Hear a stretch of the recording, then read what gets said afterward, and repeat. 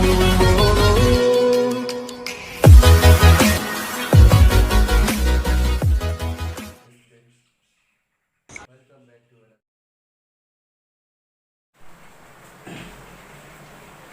my dear student, how are you? So we have started the structure of atom, okay, the structure of atom, Paramanur Gathon. So we have learned some topics, that is discovery of electron, discovery of proton, Thomson model, discovery of neutron also, okay, isotopes, isobars, isotones. We have learned also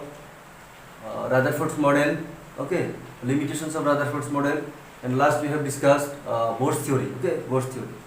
In limitations of Rutherford's model, that means Rutherford's পরমাণুর হিমাবদ্ধতা যেটা পড়েছিল এতে তাতে কি পড়েছিল যে এটা last এটা আছিল যে it is unable to explain the line spectrum, that is it is unable to explain the line spectrum, ঠিক আছে। রেখা বর্ণালীর বিষয়ে কি করে পড়া নাই এখন পড়া নাই রাদারফোর্ডস আইছিল চাইলবা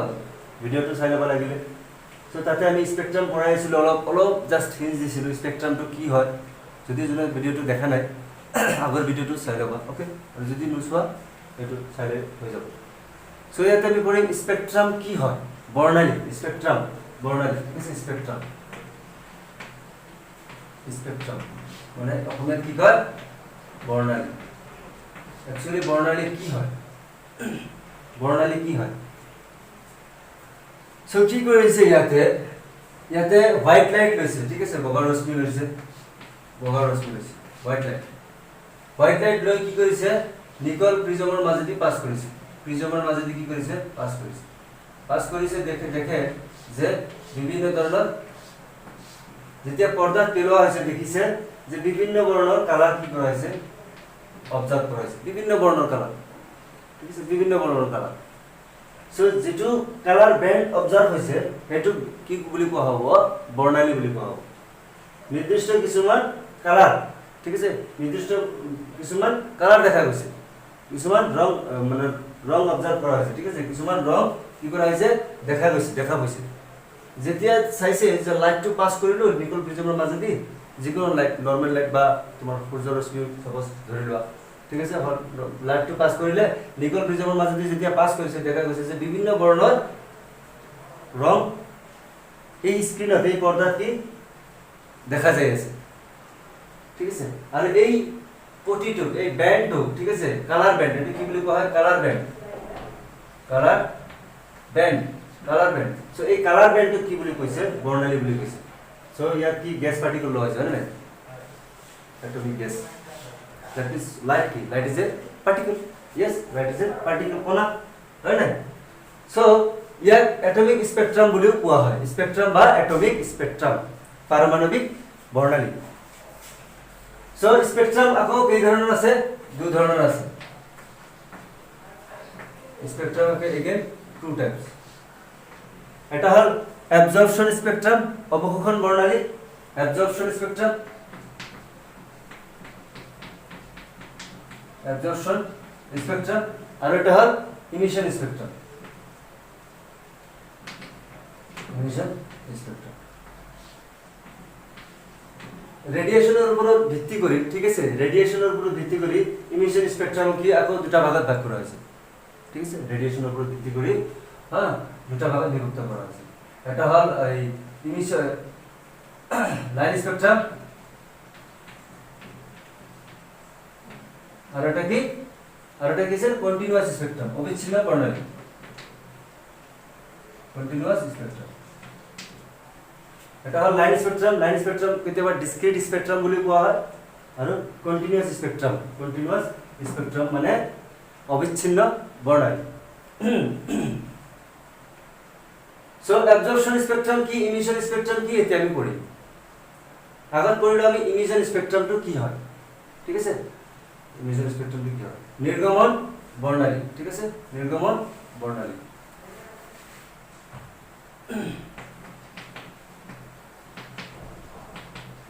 নির্গমন বর্ণালী, ইমিশন স্পেকট্রাম। সো ইমিশন স্পেকট্রামত কি হয়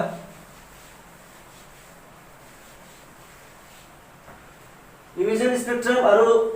এবজৰ্পশন স্পেকট্ৰাম এটা ডিফাৰেন্স আছে কি ইয়াত কি এক্সাইটেড এটমৰ দৰকাৰ হয় আৰু ইয়াত এক্সাইটেড এটমৰ দৰকাৰ নাই মানে ইয়াত উত্তেজিত পৰমাণু লাগে আৰু ইয়াত উত্তেজিত পৰমাণুৰ দৰকাৰ নাই ইয়াত নৰ্মেল লাইট ললেই হয় নৰ্মেল লাইট ললে কি হ'ব এবজৰ্পশন স্পেকট্ৰাম পাই যাব নৰ্মেল লাইট লবা আৰু কিছুমান কেমিক্যাল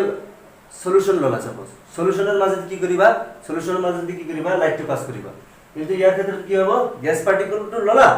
লৈ কি কৰিবা ইলেক্ট্ৰিক্যালি বৈদ্যুতিকভাৱে যেতিয়া হিট কৰিবা তেতিয়া কি পাবা তুমি ইমিশন স্পেকট্ৰামটো পাই যাবা ফাইন ঠিক আছে তেতিয়া কি কৰিবা ইমিশন স্পেকট্রামটো পাই যাবা সো ইমিশন স্পেকট্রামটো আমি আগত পঢ়ি লওঁ হয় নাই emission spectrum so emission spectrum কি হয় সাপোজ লাইট ললো ঠিক আছে এবিলাক কি লাইট और एटॉमिक गैस लो एटॉमिक गैस पारमाणविक गैस एटॉमिक गैस কি কৰিলা ইলেক্ট্ৰিক্যালি হিট কৰিলা ইয়াতো কি কৰিব লাগিব উত্তেজিত অৱস্থাত লৈ যাব লাগিব কেনেকৈ বাই গিভিং সাম এনাৰ্জি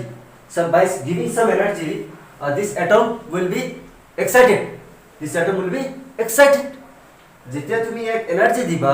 এই পৰমাণু বিলাক যেতিয়া এনাৰ্জি দিবা তেতিয়া কি কৰিব এনাৰ্জিটো কি কৰিব ই এবজৰ্ব কৰিব প্ৰথমে হয় না এবজৰ্ব কৰাৰ পিছত তেতিয়া কি কৰিব ৰেডিয়েশন ইমিট কৰিব না নাই যিমানখিনি হি খাব লাগে ৰেডিয়েশনটো খাই ল'ব এনাৰ্জি যিমানখিনি ল'ব লাগে সাপোজ মই ৰড এটা জ্বলাই আছো সো তাত এটমছ আছে হয় না এটমছ আছে তাত তেতিয়া কি কৰিব যেতিয়া সাপোজ আমি হিট দিলো কি কৰিব হি আগত এবজৰ্ব কৰিব যিমানখিনি খাব লাগিব খাই ল'ব প্ৰত্যেকটো পৰমাণু কি কৰিব এটমটো হিট এবজৰ্ব কৰি ল'ব প্ৰথমে হয় না কৰি কি কৰিব তাৰ পিছত ৰেডিয়েশন ইমিট কৰিব তাৰ পৰা কি এনাৰ্জি বাহিৰ কৰিব সেইকাৰণে তো ৰডটো কি ইয়াতে আমি হাত দিলো অলপ যেতিয়া পুৰা গৰম থাকে ইয়াতে যদি আমি হাত দিও কি অলপ হিট ফিল হয় গৰম ফিল হয় না নাই আৰু যদি হাত লগাও তেতিয়া কি হাতটো কি জ্বলি যাব আমাৰ হয় না সো যেতিয়া আমি কি কৰিম এটমিক গ্যাস বিলাকক হিট কৰি কি কৰিব তাৰ পৰা যেটো ৰশ্মি ওলাব ঠিক আছে তাৰ পৰা যেটো ৰেডিয়েশন ওলাব তাৰ পৰা যেটো এনাৰ্জি ওলাব সেই এনাৰ্জিটো যদি আমি কি কৰো প্ৰিজমৰ মাজেদি যদি পাস কৰি দিও দেখা যাব কি কিছুমান যেতিয়া স্ক্ৰিনত দেখা যাব ঠিক আছে কিছুমান কালাৰ ব্যান্ড দেখা যাব সো এইবিলাকে কি বুলি কোৱা হ'ব ইমিশন স্পেকট্ৰাম সো ইমিশন স্পেকট্ৰামৰ ক্ষেত্ৰত খালি এটাই পাৰ্থক্য কি উত্তেজিত পৰমাণুৰ দৰকাৰ হয় ইয়াতে সো ইমিশন স্পেকট্ৰামৰ ভাগ আছে কি লাইন স্পেকট্ৰাম আৰু কন্টিনিউয়াস স্পেকট্ৰাম লাইন স্পেকট্ৰাম আৰু এটা ৰেখা বৰ্ণালী মানে লাইন স্পেকট্ৰাম মানে কি ৰেখা বৰ্ণালী আৰু কি এটো অবিচ্ছিন্ন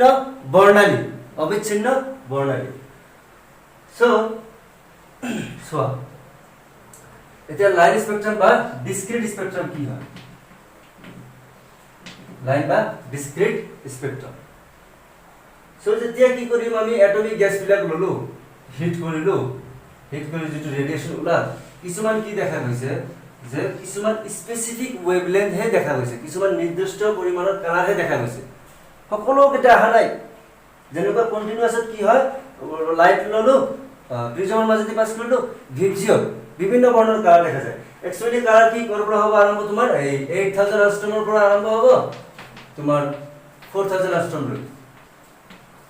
ইয়াৰ ভিতৰত ইয়াৰ মাজত এবিলাক কি কালাৰ ব্যান্ড বিভিন্ন ধৰণৰ কালাৰ ব্যান্ড 8001 8002 8003 8004 সো এনেকে সৰি 8000 তো এৰি পৰা হ'ব 4001 4002 4003 4005 এনেকে লাই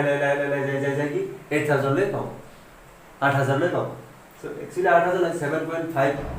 এনেকে আছে ঠিক আছে 7.5 সো এটো আমি 7.75 না 56 কিবা হ'ব সো আমি কিটো 8000 বুলি ধৰিলো ঠিক আছে 8000 অষ্টম ঠিক আছে সো কিছুমান কি হৈছে যেতিয়া এটমিক গ্যাস বিলাক আমি হিট কৰিম ফাইন যেতিয়া এটমিক গ্যাস বিলাক হিট কৰিম যেটো ৰেডিয়েশন ওলাব এনাৰ্জি ওলাব সে কি হ'ব ইয়াৰ কিছুমান স্পেসিফিক ওয়েভলেন্থ মানে কি তৰংগ দৈৰ্ঘ্য স্পেসিফিক মানে কি নিৰ্দিষ্ট কেৱল নিৰ্দিষ্ট পৰিমাণৰ কিছুমান কালাৰ দেখা যাব সকলো বৰ্ণৰ কালাৰ নহয় সে তোমাৰ সাপোজ এক্সাম্পল ভায়োলেট আৰু গ্ৰীণ ওলাব আৰু কি আছে ব্লু ৰেড এবিলাক নাহিব খালি এটো কোৱা নাই যে খালি ভায়োলেট আৰু গ্ৰীণ আহিব বা যিকোনো এই হাতটাৰ ভিতৰত কি হ'ব পাৰে তোমাৰ দুটা বা এটা এনেকুৱা আহিব পাৰে এক্সাইটেডেশ্যন যেতিয়া আমি এটমিক গেছবিলাক হিট কৰিম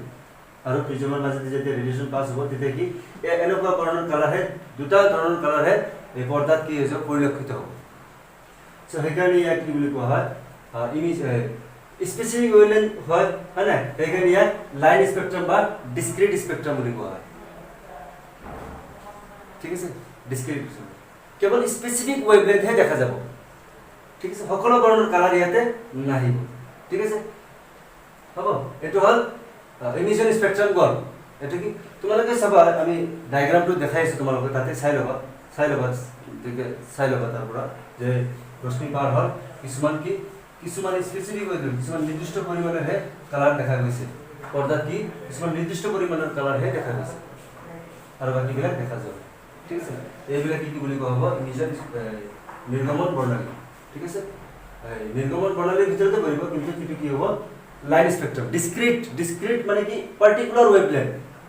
ঠিক আছে পাৰ্টিকুলাৰ ওয়েভলেন্থ সকলো ধৰণৰ ওয়েভলেন্থ ওলাই থাকে ঠিক আছে হ'ব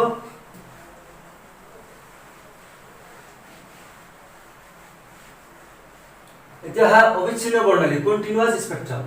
এটো ডায়াগ্ৰামৰ সহায়ত আমি বুজিব লাগিব ঠিক আছে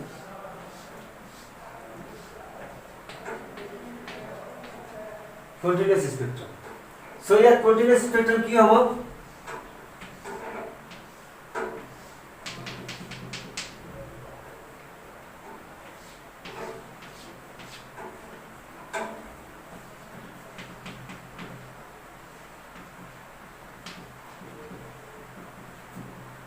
যেতিয়া আমি নরমাল লাইট লাইটটো লৈ কি কৰিম প্ৰিজমৰ মাজেদি পাস কৰিম ঠিক আছে যেতিয়া নৰমাল আমি লাইট লম আৰু প্ৰিজমৰ মাজেদি পাস কৰিম কি হ'ব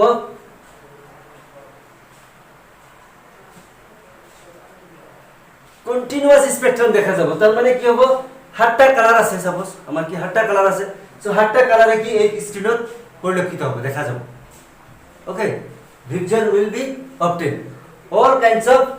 all kinds of wavelengths are observed ইয়াত কি হ'ব all kinds of wavelength পোৱা যাব কিছুমান স্পেসিফিক হে পোৱা যাব কিছুমান নিৰ্দিষ্ট পোৱা যাব কিন্তু ইয়াত অনিৰ্দিষ্ট সকলো ধৰণৰ কালাৰ ইয়াত আহি যাব যেতিয়া নৰমাল লাইটটো কি কৰিম আমি প্ৰিজমৰ মাজেদি পাস কৰি কি কৰিব সকলো ধৰণৰ কালাৰ আহি যাব তাতে এটাও বাদ নাথাকিব এটাও কি হ'ব স্কিপ নহব সব ধৰণৰ কালাৰ থাকিব ভিডিও মানে 8000 ৰ পৰা 4000 ৰ ভিতৰত 0.1 এইবিলাকো নাই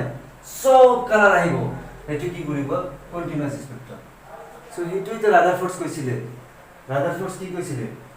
যে ৰাদাৰফোৰ্ডে যে তোমাৰ বৃত্তাকাৰ পথত জাস্ট ঘূৰি থাকে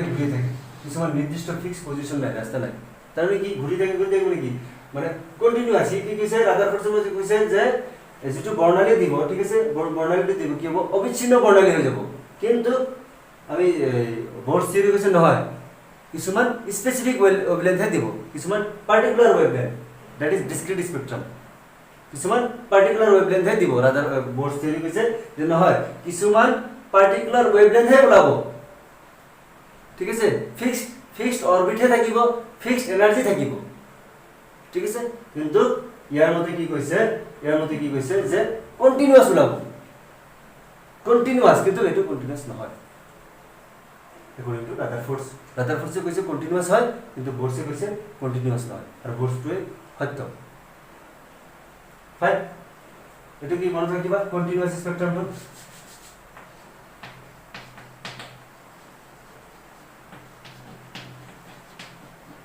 কন্টিনিউয়াস স্পেক্ট্ৰামটো মনত ৰাখিবা নৰমাল লাইট আমি ললো কন্টিনিউয়াস স্পেক্ট্ৰামত কি হ'ব নৰমাল লাইট আমি লম হয় না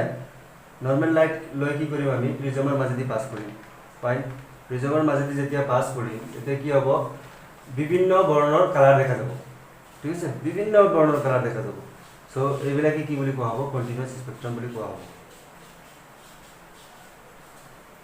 ঠিক আছে হ'ব ঠিক আছে মুছি দিও ঠিক আছে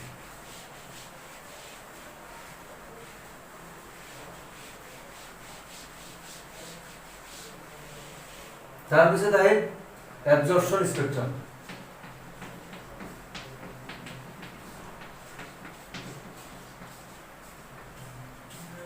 অবলোকন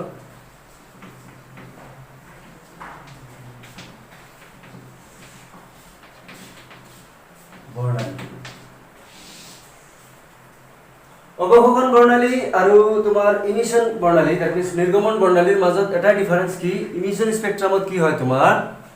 উত্তেজিত পৰমাণু লাগে এক্সাইটেড এটম লাগে কিন্তু ইয়াত এক্সাইটেড এটমৰ দৰকাৰ নাই ঠিক আছে এক্সাইটেড তোমালোকে চিত্ৰত চাই লবা দেখাই দিম লাগিলে তাতো আছে ঠিক আছে সাপোজ এইবিলাক কি নৰ্মেল লাইটটো কি কৰিবা প্ৰিজমৰ মাজেদি আগতে পাস নকৰি কি কৰিবা এটা সলিউশন ৰাখা হ'ব কেমিক্যাল সাবস্টেন্স ঠিক আছে কেমিক্যাল সাবস্টেন্স ৰাসায়নিক পদাৰ্থ ঠিক আছে ৰাসায়নিক পদাৰ্থ ঠিক আছে এতিয়া কি গ্যাস পাৰ্টিকল যেতি ইয়ালৈ যাব যাই কি কৰিব তাৰ পিছত যাব লাগিব তুমি কি কৰিব এই গ্যাস পাৰ্টিকল কি কৰিব কিছুমান ইয়াৰ পৰা যেটো এনাৰ্জি ওলাই আছে এই গ্যাস পাৰ্টিকল কি কৰিব কিছুমান এনাৰ্জি এবজৰ্ব কৰিব না নাই মানে কি শোষণ কৰিব ইয়াৰ পৰা গ্যাস পাৰ্টিকল যেটো ওলাই আছে এটো গ্যাস পাৰ্টিকলৰ যেটো ৰেডিয়েশন ওলাই আছে যেটো এনাৰ্জি ওলাই আছে যেতিয়া এটো কেমিক্যাল সাবস্টেন্স থাকিব ইয়াতে কিছুমান পদাৰ্থ থাকিব সো সেই পদাৰ্থবিলাক কি কৰিব কিছুমান এনাৰ্জি এবজৰ্ব কৰিব তাৰ মানে কি কিছুমান কালাৰ এবজৰ্ব কৰি ল'ব না নাই কিছুমান কালাৰ এবজৰ্ব কৰিব সো এবজৰ্ব কৰাৰ পিছত কি হ'ব কিছুমান ডাৰ্ক লাইন হ'ব ডাৰ্ক মানে কি গাঢ় ঠিক আছে কিছুমান ডাৰ্ক লাইন পোৱা যাব কলা বৰ্ণ মাঝে মাঝে দেখা যাব মাঝে মাঝে দেখা নাযাব দেখা নাযাব ঠিক আছে এটা দুটাহে কালাৰ আহিব পাৰে ঠিক আছে কিছুমান সাম ডাৰ্ক লাইনস ইজ অবজাৰ্ভ কলা বৰ্ণৰ ৰেখা ঠিক আছে ডাৰ্ক পুৰা ডাৰ্ক মানে বুজিছ নাই মানে পুৰা কলা টাইপৰ একেবাৰে ডার্ক অন্ধকার ডার্ক মানে কি অন্ধকার বুঝিছ না ডার্ক একদম পুরা ডার্ক যেটো আহিব পুরা ডার্ক আহিব ঠিক আছে ডার্ক লাইনস আর অবজার্ভ পর্দা কি হ'ব কিছুমান ডার্ক লাইনস ইজ অবজার্ভ ঠিক আছে তার মানে কি when white light is passed through the solution or chemical substances it is observed that some dark lines are obtained ঠিক আছে some dark lines are obtained মানে কন্টিনিউয়াস স্পেকট্রামটো নহব ঠিক আছে মানে সকলো ধৰণৰ কালাৰটো ইয়াতো নাহিব ঠিক আছে কিছুমান ডাৰ্ক লাইন থাকিব সো সেইবিলাক কি বুলি কোৱা হ'ব এবজৰ্পশন স্পেকট্ৰাম যেহেতু এবজৰ্ব কৰি লৈছে হয় এবজৰ্ব কৰি লৈছে সাবস্টেন্সটো কি কৰি লৈছে ইয়াতে এবজৰ্ব কৰি লৈছে হয়তো 7টা কালাৰ আছিল 7টা কালাৰ ইয়াৰ পৰা ওলাই আহিছে সো কিছুমান কালাৰ কি কৰিছে ইয়াৰ যেটো কেমিক্যাল সাবস্টেন্স আছে ৰাসায়নিক পদাৰ্থবিলাক আছে এইবিলাক কি কৰিছে মানে আকৰ্ষণ কৰি লৈছে কালাৰবিলাক আৰু কিছুমান কি কৰিছে ইয়াতে ডাৰ্ক লাইনে দেখাইছে চাবা তোমালোকে তাতে মই দেখাই দিম কেনেকৈ তোমাৰ কালাৰটো ইয়াতে যেতিয়া তুমি ভিজুৱেলাইজ কৰা চোৱাচোন তোমালোকে তাতে দিয়া আছে না দেখি আছে না নাই বস্তুটো দেখি আছে বস্তুটো সো দেখা কিছুমান ডার্ক লাইনে কি অবজার্ভ কৰা হৈছে কিছুমান ডাৰ্ক ঠিক আছে কিছুমান ডাৰ্ক লাইনে অবজাৰ্ভ কৰা হৈছে ঠিক আছে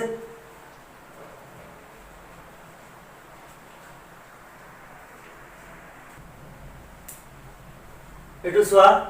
হাইড্ৰোজেন পৰমাণুৰ ৰেখা বৰ্ণালী line spectrum of hydrogen atom ঠিক আছে যেতিয়া কি কৰিব ইয়াৰ পৰা আমি এটা ইকুৱেশ্যন ওলাম ঠিক আছে সমীকৰণ ওলাম আৰু তাৰ পৰা কি কৰিম আমি কিছুমান প্ৰবলেম সলভ কৰিম ঠিক আছে হোমৱৰ্কত দিয়া হ'ব so you will try to solve okay so যেতিয়া কি কৰিব ইলেক্ট্ৰনটো সাপোজ গ্ৰাউন্ড ষ্টেটত আছিল ঠিক আছে ভূমি স্তৰত আছিল এনাৰ্জি পাই কি কৰিলে হি এক্সাইটেড ষ্টেট উত্তেজিত অবস্থাত গুছি গ'ল ঠিক আছে মানে এটা অৰবিটৰ পৰা আৰু এটা অৰবিটলৈ গুছি গ'ল ঠিক আছে এটো এটা অৰবিট আছিল কক্ষপথ এটা কক্ষপথৰ পৰা কি আৰু এটা কক্ষপথলৈ গৈছিল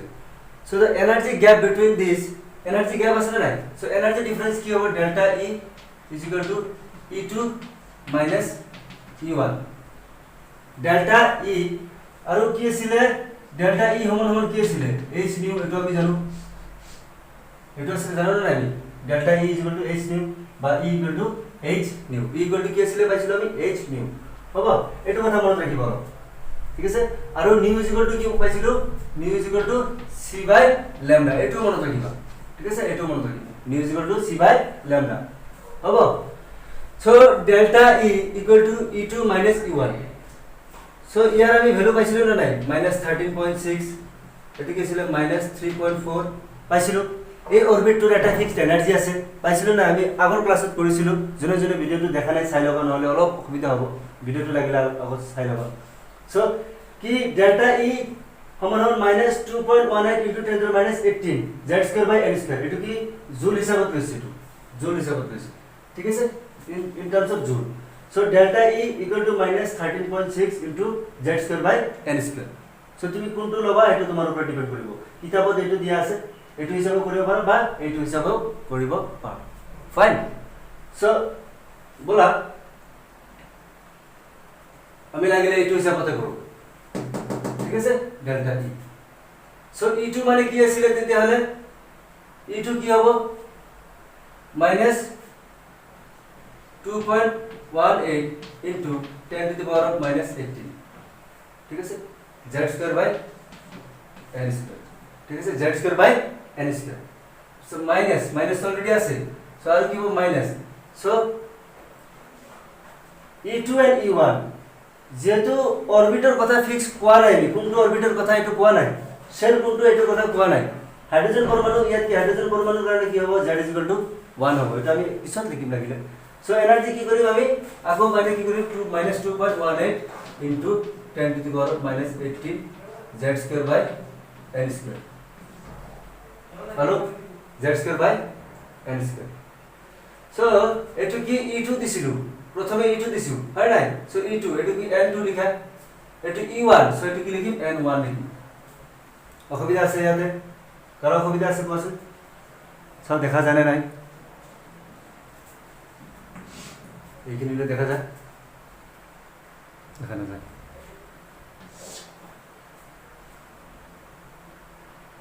ঠিক আছে, আৰু এটা লাইন লিখিব পাৰিম তাৰমানে,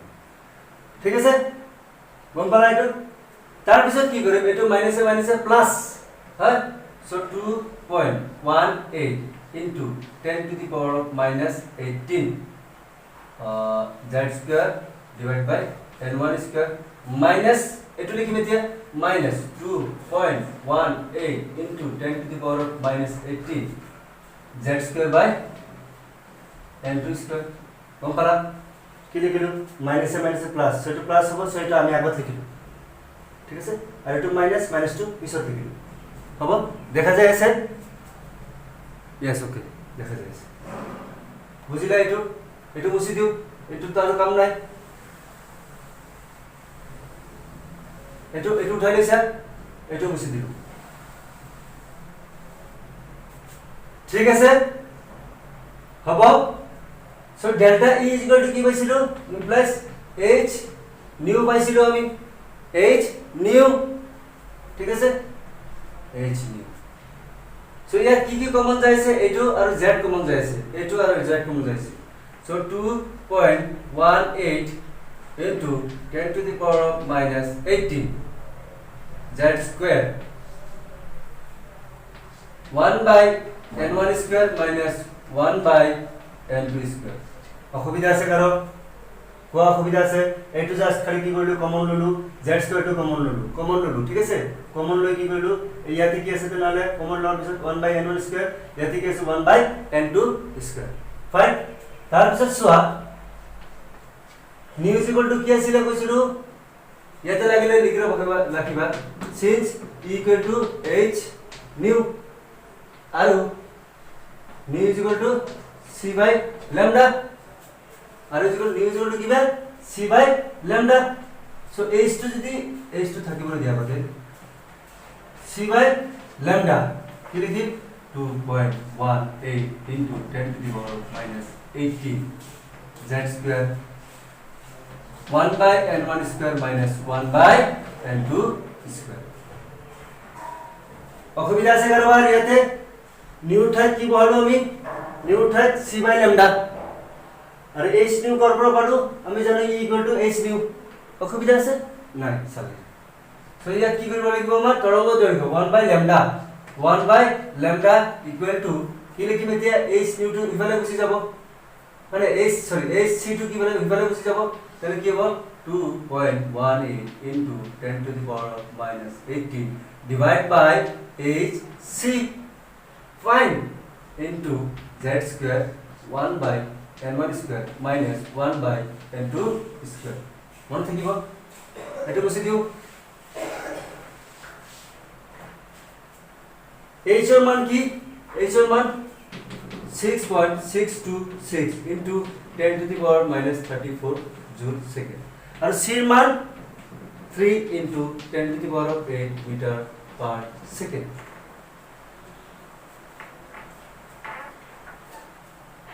ঠিক আছে, অসুবিধা আছে কাৰোবাৰ? এইটো উঠাই লোৱা, বস্তুটো উঠাই লোৱা।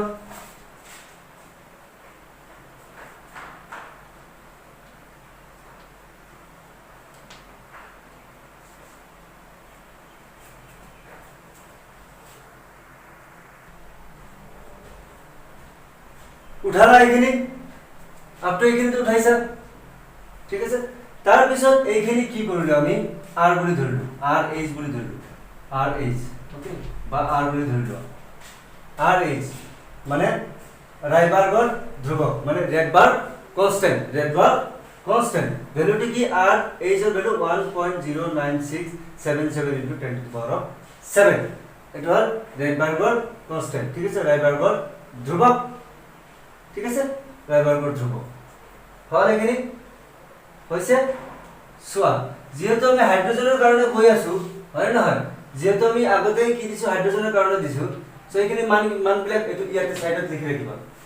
যেটো মুছি দিলো তাতে কি লিখিবা, 1.096 কি লিখিলো, আর এইচ কি আছিল 1.09677 into 10 to the power of 7, হয় 10 to the power of 7 এটো আছিল, ঠিক আছে। সো ইয়াত z কিমান হ'ব, z কিমান হ'ব, rs টো সেম থাকিব, z কিমান হ'ব 1, সো 1 আমি লিখো, 1 স্কয়ার মানে কি 1, তো কি হ'ব 1 বাই then 1 স্কয়ার minus 1 বাই n2 স্কয়ার। ইয়াত 1 বাই যদি কি ওয়েভ নাম্বার নিউ, 1 বাই ল্যামডা কি নিউ বার, ঠিক আছে, ওয়েভ নাম্বার তরঙ্গ সংখ্যা, তরঙ্গ সংখ্যা, এটা কি তরঙ্গ দৈর্ঘ্য, এটা কি তরঙ্গ সংখ্যা, ওয়েভ নাম্বার, ঠিক আছে, ওয়েভ নাম্বার। সো ফর্মুলা কেটা পাবো, 1 বাই ল্যামডা যদি ওলাব দিয়ে 1 বাই ল্যামডা ওলাব পাৰিবা আৰু বেলেগো উলিয়াব পাৰিবা, ঠিক আছে। এইখিনি উঠাই লোৱা। So next, a example to solve, question to solve. What are the frequency and wavelength of a photon emitted during transition from n is equal to 5 state to n is equal to 2 state in the hydrogen? এটা স্টেটৰ পৰা n is equal to 5 state আছিল, 5 স্টেটৰ পৰা কি হৈছে n is equal to 2 state লৈ আহি গৈছে, তাৰ মানে ওপৰৰ পৰা কি হৈছে তললৈ আহিছে, ওপৰৰ পৰা কি হৈছে তললৈ আহিছে। সাপোজ এটো যদি n1 হয়, এটো যদি n2 হয়, ঠিক আছে, এটো যদি সাপোজ সে ধৰি লও 5 হ'ল, ইলেক্ট্ৰনটো কি হৈছে ওপৰৰ পৰা তললৈ আহিছে, তেনেহলে কি এটো এতিয়া মাজৰটো কি নাই, ধৰি লও ডাইৰেক্ট কি আছে ইয়াতে আহি পৰিছে। সো এটো n1 আৰু এটো কি ধৰি n2, এটো কি n5 ন ধৰি কি কৰিম, আমাৰ ফৰ্মুলা হিচাপে 1 বাই n1 আছে, 1 বাই n2 আছে। সো তুমি ধৰি লোৱা যদি 1 বাই n1 বা 1 বাই n5 ধৰি লোৱা, যদি n5 ধৰা কোনো অসুবিধা নাই, বা 1 বাই n1 বা 1 বাই n2 ধৰি লোৱা কোনো অসুবিধা নাই, ঠিক আছে। সো n5 ক কি ধৰিম আমি, n5 ক ধৰিম n2, n2 is equal to কি 5, n1 is equal to 2, ঠিক আছে। এটো মই কৰি দিও, এটো নাভাবিবা, এটো মই কৰি দিম, সলিউশন তোমালোকে কৰিবা হোমৱৰ্ক। আৰু এক্সাম্পল 2.11 এনসিআৰটি এক্সাম্পল আছে 2.11, হেতু কৰিবা আৰু এটো কৰিবা হোমৱৰ্ক, এই দুটা কৰিবা, জাস্ট মই ইয়াত শিকাই দিম খালি। ইয়াতে কি কৰিম আমি, n1 কি আছে তোমাৰ n is equal to 2 value, আৰু n is equal to n1 is equal to 2 আৰু n2 is equal to 5, ঠিক আছে, n1 is equal to 2 and n is equal to 5। আৰু এক্সাম্পল 2.11 আৰু 2.11 টো কৰিবা এনসিআৰটি এক্সাম্পল হোমৱৰ্ক থাকে, এটো মই কৰি নিদিও, এটো তোমালোকে নিজে কৰিবা, ঠিক আছে। সো মই জাস্ট কৈ দি আছো কি কি উলিয়াবলৈ কৈছে, তোমাক নিউ উলিয়াবলৈ কৈছে, তাৰ পিছত আৰু কি উলিয়াবলৈ কৈছে, ল্যামডা উলিয়াবলৈ কৈছে, নিউ আৰু ল্যামডা উলিয়াবলৈ কৈছে তোমাক, ঠিক আছে, নিউ আৰু ল্যামডা উলিয়াবলৈ কৈছে। সো ই ইকুৱেল টু আমি কি জানো, h new, E equal to কি জানো, h নিউ, নিউটো ইয়াতে ৰাখি দিবা, h টো তাতে লৈ যাবা, ইয়াৰ ভ্যালু পাই গলে, ইয়াৰ ভ্যালু আছে, ভ্যালু দিয়া আছে। সো ইয়াৰ পৰা কি কৰিবা, নিউ উলিয়ালা, তাৰ পিছত উলিয়াবা কি ল্যামডা, আমি আকৌ কি জানো, nu equal to c by lambda, তো তাতে কি কৰিম, ল্যামডাটো ইফালে আনি দিম আৰু নিউটো ইফালে আনি দিম, এটো ফৰ্মুলা, এটো ফৰ্মুলা c এর মান কিমান 3 into 10 to the power of 8 metre per second, আৰু নিউ ভ্যালু তো ইয়াৰ পৰা ক্যালকুলেশন কৰি পাম, কি হৈ গ'ল আমাৰ এটো ওলাই গ'ল প্লাস এটো ওলাই, ঠিক আছে। So thank you very much to everyone. So be patient. Okay, ধৈৰ্য সহকাৰে ভিডিঅ'বিলাক চাই ল'ব। Thank you.